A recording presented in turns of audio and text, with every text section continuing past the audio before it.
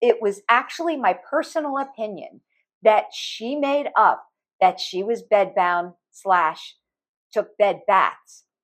100% for views. Good morning, beautiful people. It's Mama Goob. Today, I wanted to take a deeper dive into Amberlynn Reid's supposed bed-bound, bed-bath error and break it down to see if it can help us figure out how Amberlynn ticks. I do not come at this to make fun of her or anyone. I do not come at this with hate, but with an intention to educate.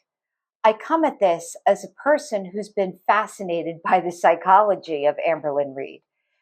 And I'm going to make some bold statements in this video. Just remember, this is just my opinion. I'm not a doctor, a lawyer, or a financial advisor. I'm just a 40-something mom who's had weight loss surgery 8 years ago, got to my goal weight, and have mostly stayed there. So, as I have stated many times before, I did not start a YouTube channel just to do ALR reaction videos. I came here to share my success story and show how even after weight loss surgery, maintaining your weight is not automatic. It's something that requires work forever. For years, I was an ALR watcher, but I always watched through reaction channels. Well, now that I'm making videos about her and watching her directly, I can see that her psychosis goes deeper than I ever imagined, and all of it is related to her desperation for attention and money. And for the money part, she wants to put in the least amount of work as possible, but still get into the 5 figures each month. Well, I'm sure you all have noticed that her views have dropped dramatically since the Becky era ended. Well, the truth is that her views were starting to tank during the Becky era. I have another video that talks about this, but her views started tanking after Shrimpgate. And we see Amber desperately trying to get to the 150,000 view mark. And this mostly worked well through the live stream and Becky breakup era. So what does this have to do with lying about being bedbound? Well, think of this as Judge Mama Goob's courtroom. And even though I said I wasn't a lawyer, I am still going to prove to you beyond any shadow of a reasonable doubt that Amberlynn Reid, in fact, earns money in the sickest way possible. She literally monetizes her morbid obesity, often saying that the situation is much worse than it is, just for money. She is basically just like those people discussed in the subreddit r/illness fakers. The first clip I will present as evidence where ALR confessed to us in a video uploaded on February 9th, 2022, titled, "My Deepest Secret, Not Clickbait." Let's look at where she states that she only took bed baths for the year 2019. I will prove to you this is one of the biggest lies she's ever told for attention and mostly for money. So, I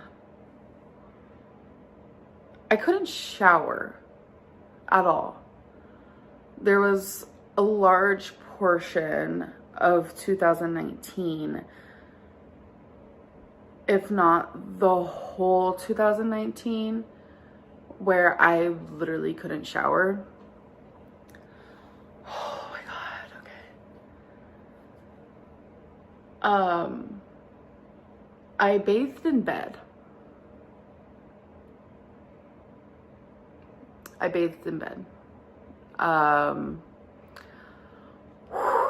That's so hard to say. Okay, so I'm sharing this because I'm proud of how far I've come. And I don't know who's watching me right now, but if you're bathing in bed, or if you can only shower for a couple minutes because it hurts to stand.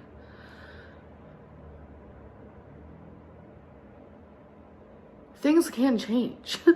Like in 2019, I honestly thought that was it. Like this was my life. And Becky and I promised not to talk about each other, but like she was there for me through it all. And it's like so grateful that she loved me unconditionally like that, because you guys, I hated myself so much. Like I wanted to literally end my life so many times in 2019. It was a rough time. But yeah, I would bathe in bed and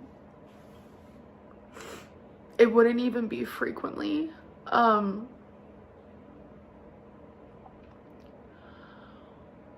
Wow, okay, so that's why, like, when I compare myself to 2019 Amberlynn, you guys are just like seeing like a little bit of a surface level thing. Like, oh, Amberlynn doesn't do poop bun all the time anymore.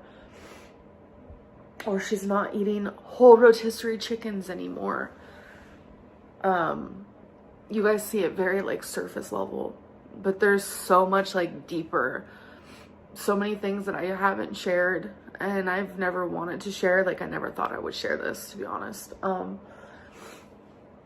But I would bathe in bed and like Becky would get a like container and she would put hot water and soap in it for me, and I would tell her to leave the room, and I would do what I could. I know there's a lot of like rumors that Becky helped me bathe and stuff. No, only after my hysterectomy. But I wouldn't let her. I was ashamed. I would cry the whole time. Like it was just like, so now me standing in the shower with the water running down and like me singing, like it's a whole aspect of my day that like I used to want so bad. Oh my God. Like people take that shit for granted. Like just like little things like that, like completely take that shit for granted. And I never want to take that for granted ever again. And I never want to go back to that spot. Like I can never go back there. Never. Oh my God. I'm so sorry, you guys. I was not expecting this. And yes, she was expecting this. This was all planned. But in that clip, notice how she never said that she was bedbound in 2019, but yet she said she couldn't shower and had to wash up in bed, with Becky bringing her the bucket of hot water and a washcloth. She also tried to be an inspiration because, hey, look how far she's come. This video is sitting about 82,000 views currently. Okay. This next clip that I have entered into evidence is where she sort of doubled down on the implication that she was bedbound in 2019. In the video titled, "The Truth About My Injury, Ranting About Hate, and I'm a 500-Pound Inspiration," uploaded on August 28th, 2022, 71,000 views. This was several weeks after the dangling ankle, and she was taking viewer questions. Here's what she said about being stuck in bed. So someone asked, I'm interested in your lymphedema story. When were you first told you had it? How bad was it by the time you realized you had it? And did you have lipedema? I don't know how to pronounce that developed into lymphedema. Okay, so when I first realized that I had lymphedema, it was after like a whole era of me just being in my bed. It was in like 2019, I'm pretty sure. So she's saying that the era of 2019 caused her to realize that she had lymphedema. Okay, so confirmation she was taking baths in bed and was bedbound. Okay.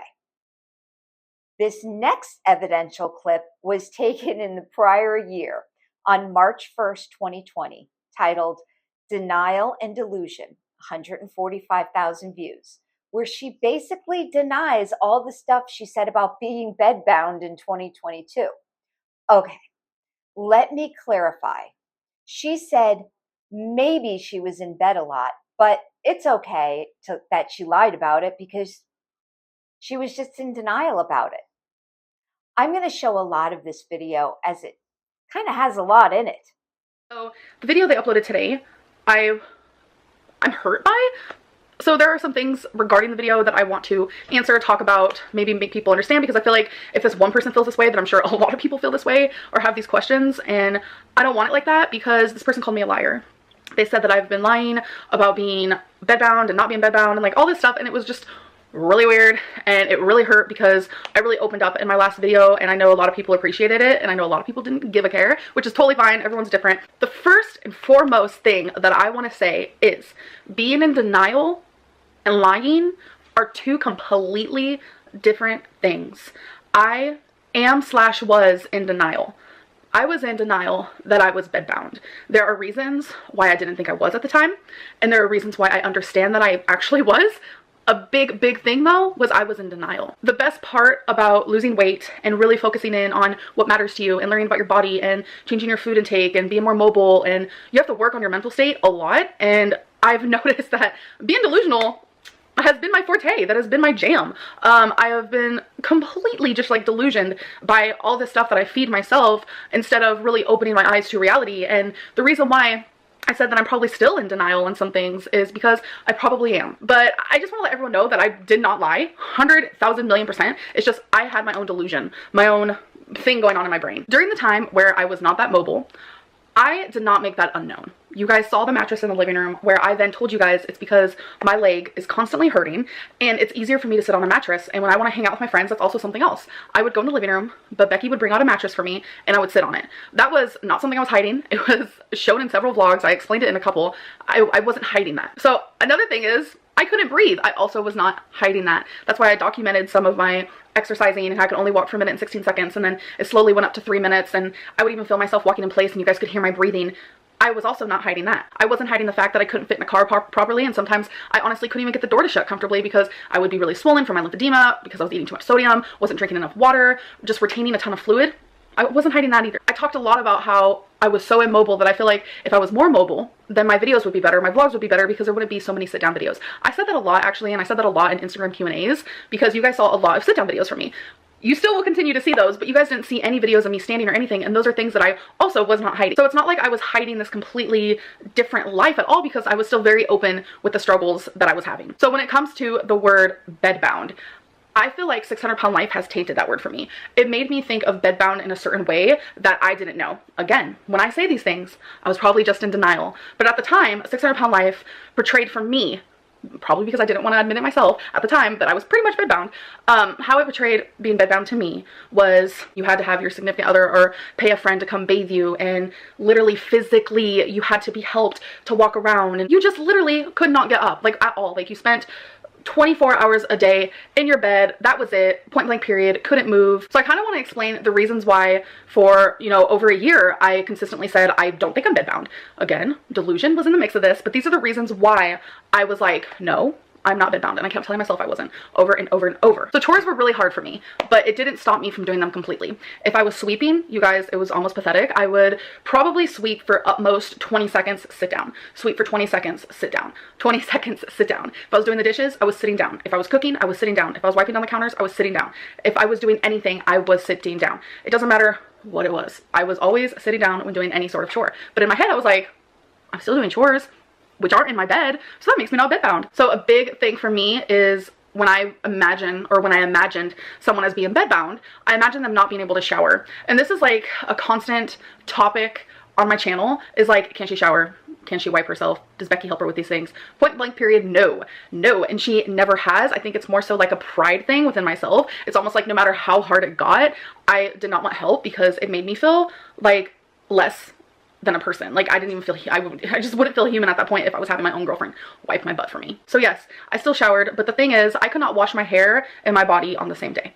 So I told myself, well, you're able to wash your body, even though it hurts and you have to take a million breaks. You're able to do it. You're able to wash your hair, even though it hurts and you have to take several breaks and you have to hurry up in the shower because you're literally dying in there. You're still doing it like a normal person. You're literally in the shower. So that's another reason why I was like, no, of course I'm not bed bound. There were times that I left the house. You guys saw that. Like, you guys have been on my channel for I don't know how long. So you guys did see me during that time where I was bed bound.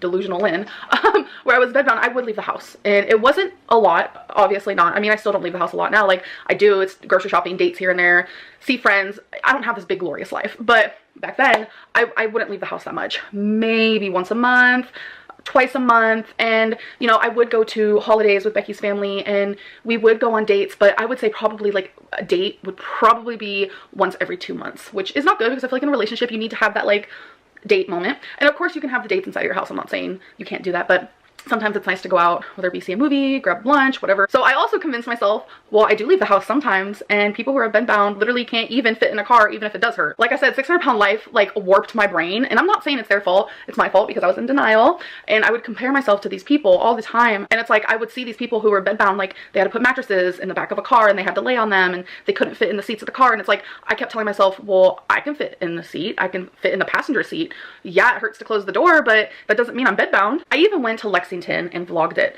That was during the time where I was working as hard as I could on becoming more mobile. So I thought by staying in a hotel, okay, I kind of sort of have to walk down the long hallways and I have to stand in the elevator and I have to walk through the big lobby and I have to wait for the valet to give us our car and all this stuff. So I thought it was a good way for me to be mobile while also being lazy and eating whatever food I wanted, because when I went to Lexington, I was a glutton. I'm a glutton. I'm a glutton.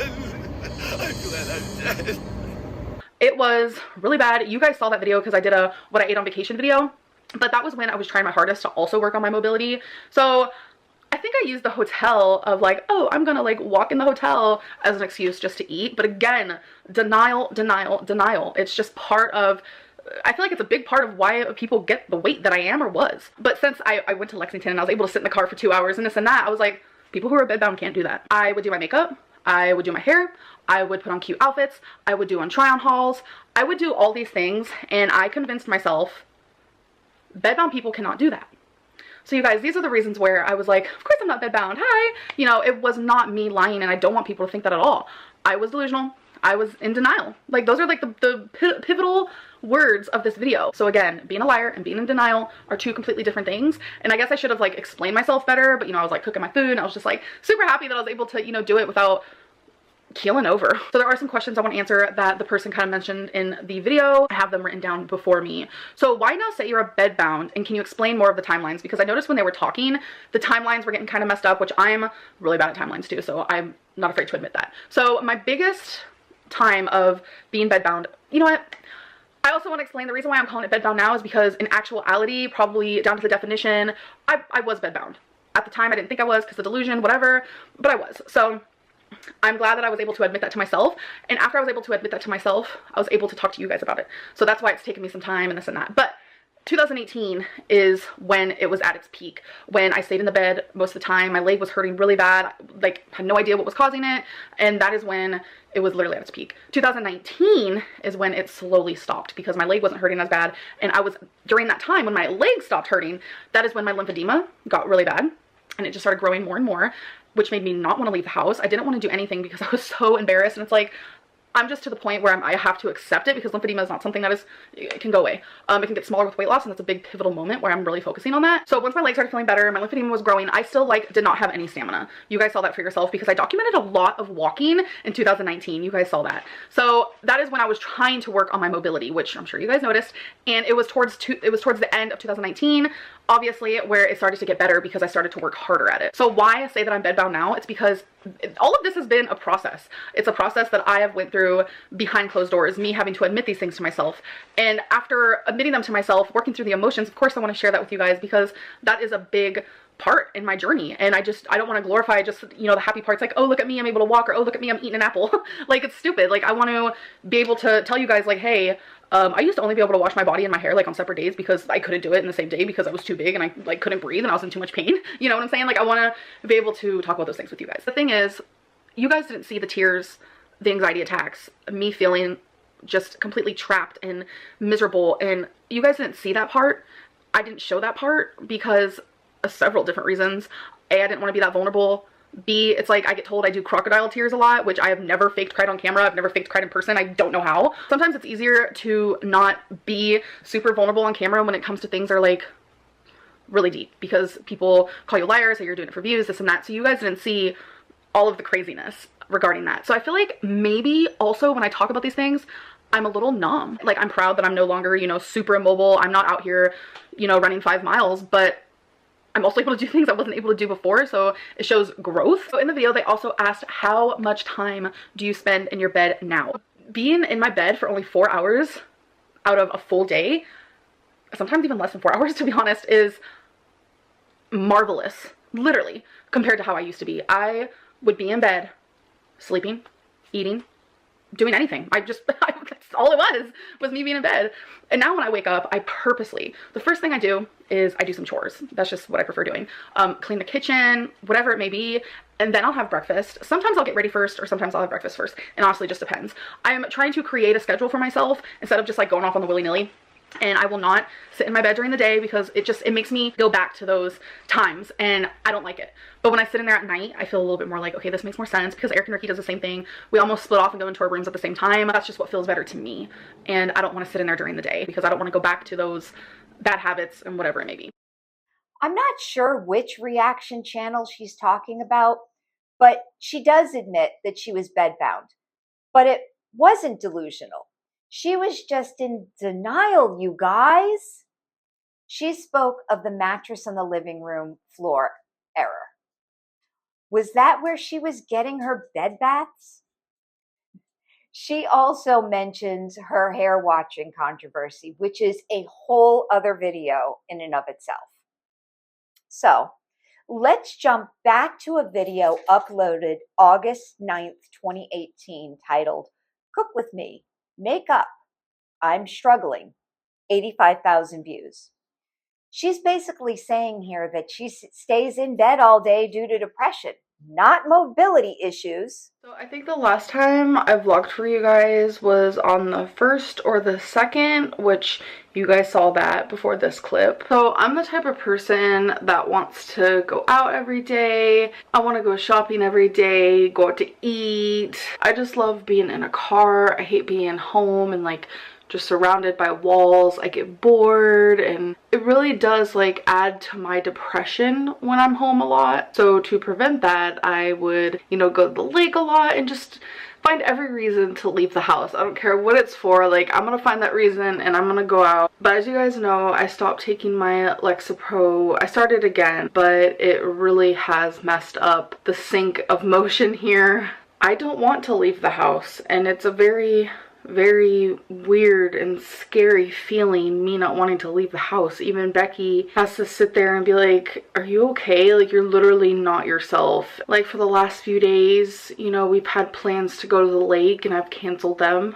and they just went without me. We've had plans to go to Lexington and I've canceled. It's not me, and it's a very eerie feeling. I have been in my room for the last, I think it's been 3 or 4 days, and I haven't left. I know a lot of people are gonna be like, oh my god, you're bedbound, what a gross sick freak. It's not that. I can get up, I can dance, I can walk. Say that it's not like a bedbound thing. It's not like a body issue, it's a mind issue, and I'm terrified about the situation. And I know it's because I messed up the sync of my Lexapro, and it's 100% my fault, but I just wanted to open up with you guys and let you guys know what's been going on. Having depression is a scary feeling for me. It's like this dark thing just following me constantly, and I feel like it's something I really need to be able to talk about on here, because I don't want people to think they're alone, and I don't want to be hiding behind a fake smile. So she's all over the map in these clips.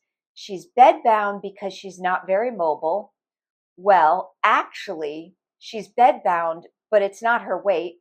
She's just depressed because she screwed up on her Lexapro, guys. She's not bedbound because Becky, in fact, did not have to wash her, but she's bedbound because Becky had to bring a bucket with soapy water to her mattress in the middle of the living room. So this is extremely confusing. Well, because she keeps changing her story. Are you confused yet? Got a little bit of whiplash yet? Head spinning? So let's take a peek at what late 2018 and 2019 uploads really looked like. So here's a screen record of her videos in the order of how they are uploaded, starting with Vlogmas 2018. There is no doubt that ALR filmed a lot in bed in late 2018, early 2019, and she looked pretty rough.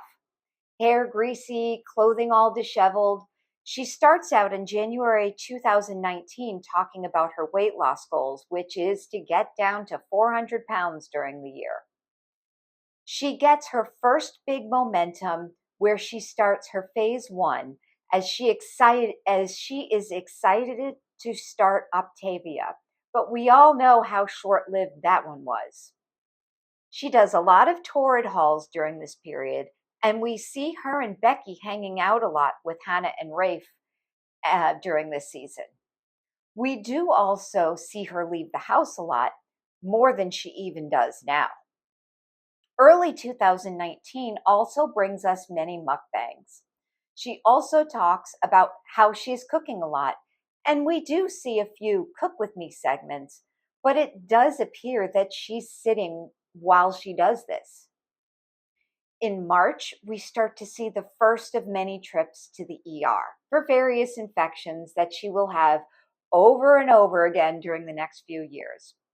But starting in early April, we start to see things slowly turn around for Miss Reid as she shows us her walking in place, walking to her famous tree, and doing seated hand weights. I notice that whenever she does these workouts, though, it's always in full makeup and wearing non-workout clothes, which I found icky. There was also one video where she was working up a sweat, wearing a gray shirt with dinosaurs, where she admitted to sleeping in that shirt. Yuck! And filmed the next morning still wearing it. That was probably the only time I noticed her being dirty. And believe me, guys, I was watching for it. In other words, I didn't see her hair any greasier in 2019 than it's been any other time in her YouTube history.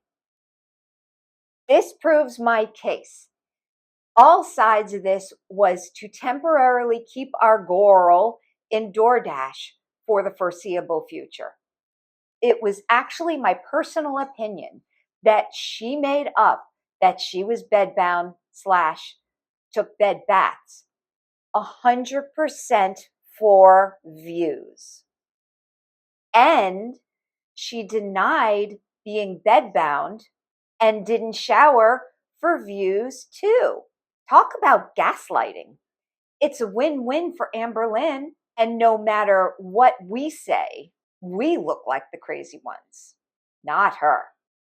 And ultimately, folks, this is why I fear she will never get the weight loss surgery, as she is trying to figure out how to keep up her views, because Lord knows her possibility for bringing in new side characters were dashed, with Jade wifey Alex Feline being smart.